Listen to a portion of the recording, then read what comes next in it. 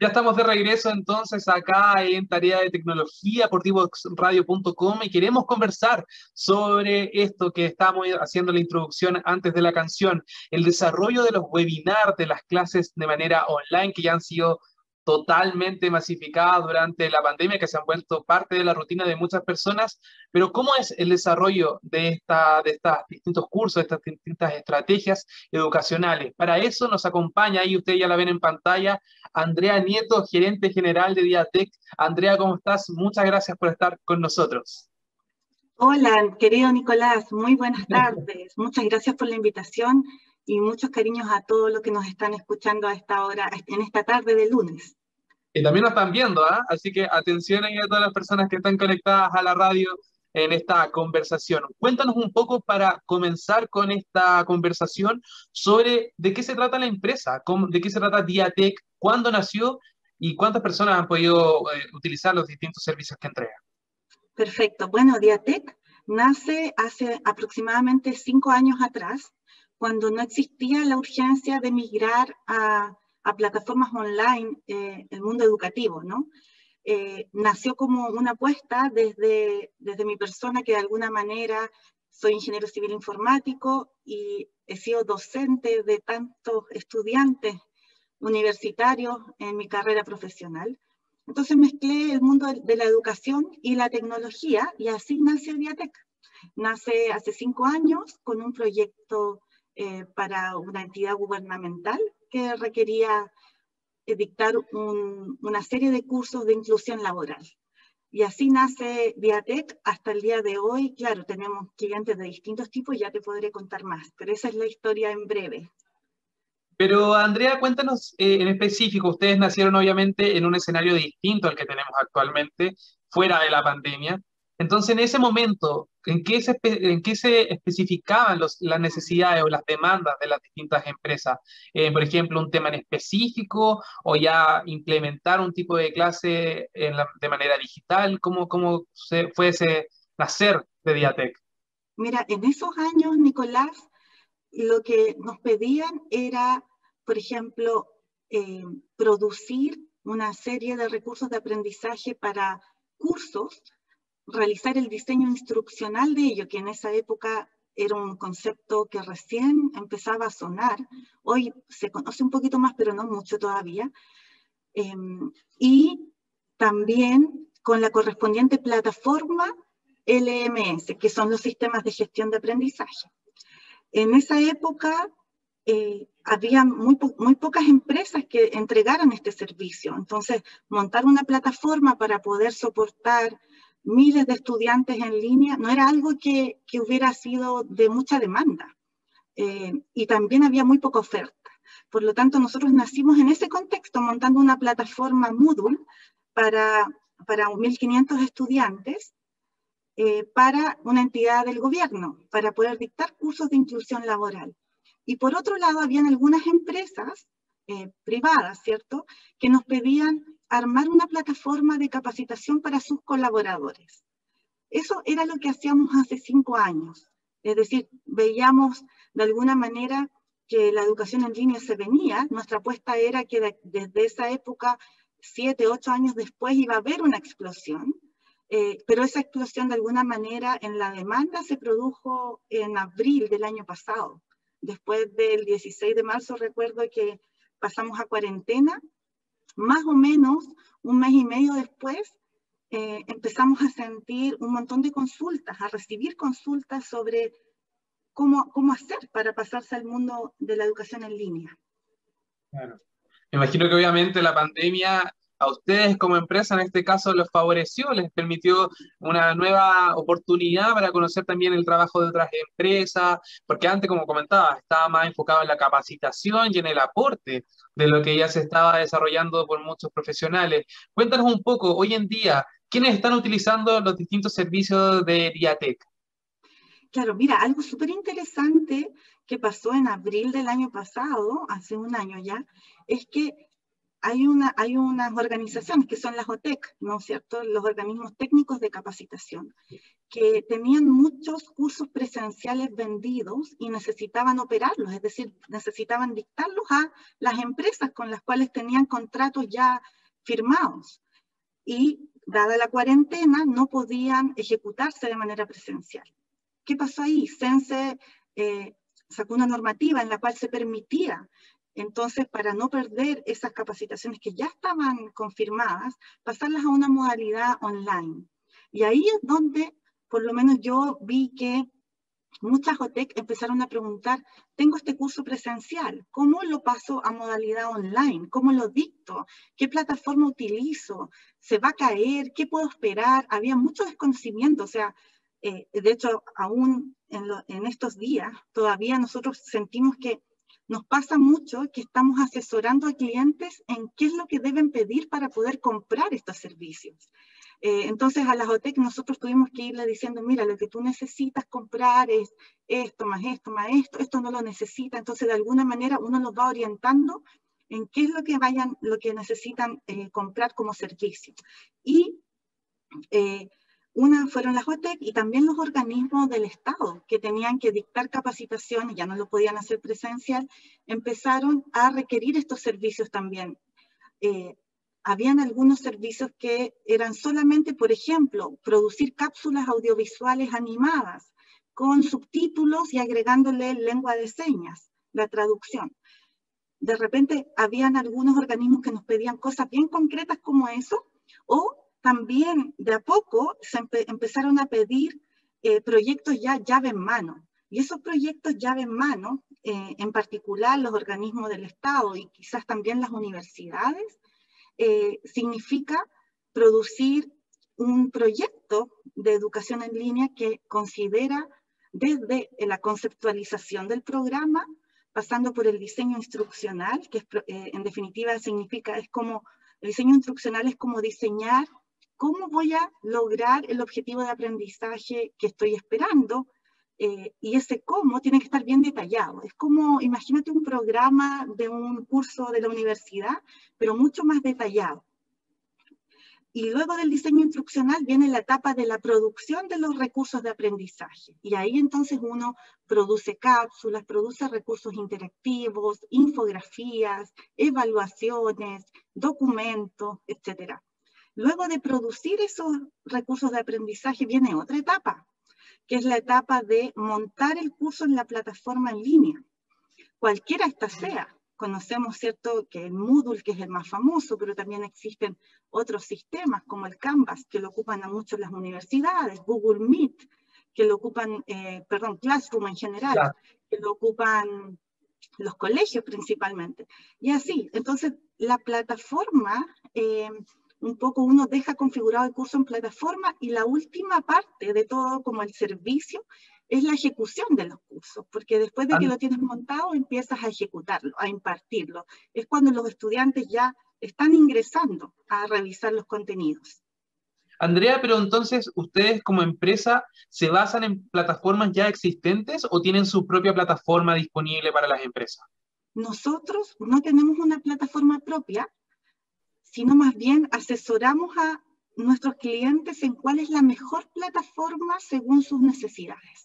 Perfecto, o sea, asesoría al fin y al cabo. Sí, y la dejamos montada, la customizamos, ¿no? La ajustamos, la implementamos. Si es que esa plataforma requiere un servidor propio, entregamos el hosting y damos el soporte, ¿no? El soporte técnico de que esa plataforma va a poder tener un buen desempeño según la cantidad de estudiantes, que no es lo mismo de alguna manera tener 20 estudiantes por mes que tener 1000 estudiantes. La escala es muy importante y de eso depende la infraestructura tecnológica que el cliente va a requerir. Claro, y me imagino que, por ejemplo, al principio todos pedían clases y ahora me imagino que se está diversificando también la demanda en el sentido que están los webinars, están las clases, están las jornadas, son necesidades distintas. ¿Cómo así, por ejemplo, la demanda por parte de las empresas en qué se ha concentrado durante el último tiempo? Mira, lo que hemos visto es que la demanda hoy está principalmente enfocada en la producción de recursos de aprendizaje. Yo creo, y esto desde un punto de vista de mi experiencia en lo personal, que las plataformas de e-learning han pasado a ser un commodity, es decir, es algo que de alguna manera tiene que estar y ese tiene que estar puede ser un Moodle, puede ser un LearnDash, hay una variedad increíble de plataformas, ¿no? Y eso es casi un hecho de la causa. Lo que puede marcar la diferencia hoy día, y lo que más yo veo que las empresas y también instituciones educativas, universidades, institutos profesionales, centros de formación técnica y OTEC, ¿qué es lo que necesitan y demandan? Es la producción de los cursos. Porque eso es demoroso, es lo más lento, ¿no? Es lo más especializado y que requiere también de un equipo de perfiles profesionales que no necesariamente ellos los tenían desde antes. Te doy un ejemplo concreto. Hay OTEC bastante pequeñas, hay otras medianas y hay unas grandes, ¿no? Entonces, ¿qué pasa con las OTEC que son pequeñas? Las OTEC pequeñas, que en general estaban compuestas de 3 personas, 4 como máximo, no tienen capacidad para tener dentro de su estructura, por ejemplo, un especialista audiovisual para crear animaciones, por ejemplo, una diseñadora gráfica, por ejemplo, una locutora o un locutor, por ejemplo, un especialista en la plataforma informático. Por lo tanto, de alguna manera, esas OTEC para poder sobrevivir y seguir dictando cursos en modalidad e-learning, han tenido que salir a buscar eso afuera. Y entonces ahí es donde nosotros prestamos el servicio por el curso. Armamos cursos completos, por ejemplo, te voy a dar planificación estratégica, Excel, intermedio, avanzado, básico, Google Classroom. Hay un montón de cursos entonces que han estado demandando las OTEC. ¿Para qué? Para poder ofrecérselos a sus clientes. Andrea, pero yo creo que muchas personas que nos están viendo a esta hora en la radio deben pensar como ya, el profesor planifica su clase jornadas antes o antes de reunirse con los alumnos en la sala de clases antes de lo que era la pandemia. Ahora debe ser la gran diferencia el uso de recursos, más audiovisuales, más video, más gráfica, pero por lo que tú me cuentas creo que el trabajo va mucho más allá. O sea, hay profesores que quizás no tienen idea de plantear un curso mediante estas plataformas digitales, ¿o me equivoco? Mira, lo que ha pasado es que depende un poquito ahí de cuál es la organización, porque en los colegios de Chile, los profesores, los docentes, ¿cierto? Son los que producen el contenido. ¿Para qué? Para sus cursos. Primero básico, quinto básico. A veces se comparten el material por niveles, ¿cierto? Lo produce una profesora y lo comparten en todo ese nivel. De alguna manera, los colegios tienen más o menos solucionado la creación de los recursos de aprendizaje porque son los mismos profesores los que lo hacen. Y los profesores han tenido que aprender, ¿cierto? Han tenido que aprender a cómo producir cápsulas, PPT animadas, ¿cierto? Un montón de cosas. Sin embargo, en las universidades pasa distinto. En las universidades, en general, no hay un profesor que tenga ese curso y que después ese mismo profesor vaya tomando otra vez ese curso. Los profesores van cambiando. Por lo tanto, las universidades lo que están requiriendo es dejar montados los cursos y que después que sean independientes del profesor. Y entonces, en esa modalidad, las universidades, como tienen tantos diplomados, magíster, cursos que producir, ahí salen a buscar afuera, porque a veces los tiempos de desarrollo internos de las universidades no van al ritmo que ellas necesitan. Y ahí yo veo también una oportunidad. De hecho, de varias universidades hemos creado cursos y diplomados para universidades completos, y ellos después lo repiten cuantas veces necesiten, entendiendo obviamente que todos los recursos tienen una obsolescencia. Si es que es un curso de tecnología, va a quedar obsoleto probablemente un año y medio después. Si de repente hay cursos que no pasan de moda y que son siempre las mismas materias, por lo tanto eso sí se puede reutilizar muchas veces. Entonces ahí va dependiendo de cada caso. Andrea, y ustedes ya que se dedican a un poco generar estos webinars, estas clases, ¿en qué se debe fijar una institución que esté buscando una plataforma o generar contenidos de manera digital en medio de la pandemia? ¿Cuáles son las claves que tú, por ejemplo, le recomiendas a las distintas empresas o colegios o instituciones que quieran implementar clases de manera digital? Mira, hay varios criterios que yo creo que son súper interesantes. Por ejemplo, el primero, y yo he visto en clientes míos que han tenido malas experiencias, por ejemplo, comprando contenido a empresas que no son chilenas y que traen contenido en otros lenguajes. O sea, no sé si decirlo en otros lenguajes, en realidad en español, pero de otros países. Perfecto. Por lo tanto, cuando a una persona de nuestro país se le ofrece un curso que es e-learning y tú abres el curso y empieza a hablar una persona que no es de Chile, te suena raro, les parece como que hay algo ahí que dice, pucha, esto no está hecho para mí, esto es un contenido genérico de otro país que me lo copiaron y lo pegaron. Entonces, quizás lo primero es entender que la locución de los recursos ojalá sea en español, pero ajustado a Chile, así se llama, uno ajusta el curso al idioma, al español chileno. Por otro lado, algo súper importante es que se fijen en que haya un diseño instruccional, porque el diseño instruccional bien hecho te asegura que el curso va a estar orientado al perfil de tu estudiante. No es lo mismo, ni es igual, tener un curso orientado a personas sobre 50 años que ese mismo curso dictado a personas jóvenes, por ejemplo, de entre 20 y 30 años, por dar un rango. Porque el acercamiento a la tecnología que tienen esos rangos etarios es súper distinto, por lo tanto el punto de partida es distinto. Otra cosa muy importante es que no es lo mismo producir un curso para estudiantes de colegio que para estudiantes de primer año de universidad. Son distintos. De hecho, en los colegios se utilizan otras maneras de llegar a los estudiantes, mucho más gamificado, ¿no? Con muchos más componentes de juegos. Mientras que en las universidades están empezando a aparecer recursos un poquito más sofisticados, como por ejemplo simulaciones de ambientes y cosas así. Entonces, yo creo que eso es súper importante, que la persona que diseñe el curso tenga súper en cuenta a cuál es el perfil del estudiante que va a lidiar con esos contenidos, con esos recursos. Y en cuanto a la duración de estas clases, porque como comentaba yo al principio del programa, según el Banco Mundial, se indica que lo mejor es que sea de manera progresiva, que comience, por ejemplo, de 10 a 15 minutos, luego se extienda entre 20 y 25 y no más de 50 minutos. ¿Tú estás de acuerdo con ese criterio o crees que se puede, por ejemplo, extender según el público que esté enfocada a la clase? Yo estoy súper de acuerdo. Profesora de universidad, además en línea, entonces sé que la atención del estudiante más allá del minuto 45 ya no la tienes. Es muy difícil lograrlo en una clase sincrónica, ¿no? Donde yo estoy como ahora, que nos estamos viendo, aunque sea por cámara, pero de alguna manera hay una sincronía, estamos al mismo tiempo juntos en una sala virtual. Por lo tanto, en personas adultas, algunas universidades, por ejemplo, han optado que todas las clases se cortan a la hora.